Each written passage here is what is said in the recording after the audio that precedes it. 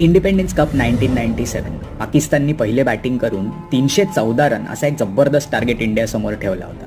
Sachin तेंडुलकरनी opening करून 26 balls 41 runs केले. Number 3 ला एक सरप्राईज एंट्री झाली, ती म्हणजे रॉबिन सिंगची. 6 किंवा 7 ला बॅट करणारा हा प्लेअर आला आणि ह्यांनी एकदम आरामात फास्ट बॉलर्स आणि स्पिनर्सना खेळायला सुरुवात केली. 83 बॉल्समध्ये 84 रन्स बनवले.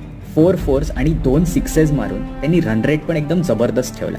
त्याने आणि गांगुलीने अशी बॅटिंग केली की 38 ओव्हर्समध्ये इंडियाचे 250 रन्स झाले फक्त 1 विकेटला. रॉबिन सिंग आउट झाल्यानंतर बरेच विकेट पटापट पडले आणि शेवटी आपल्याला 2 बॉल 3 रन्स हवे होते. त्यानंतर ऋषिकेश कानितकरनी सकलेन मुश्तकला मिड विकेट थ्रू 4 मारली आणि इंडिया ती फायनल आणि टुर्नामेंट जिंकली. त्या टुर्नामेंटमध्ये किंवा कानितकरची 4 असो किंवा गांगुलीची 100 असो, ह्या गोष्टींबद्दल खूप बोललं जातं, पण रॉबिन सिंगची ही अंडररेटेड इनिंग्सबद्दल इनफ बोललं जात नाही.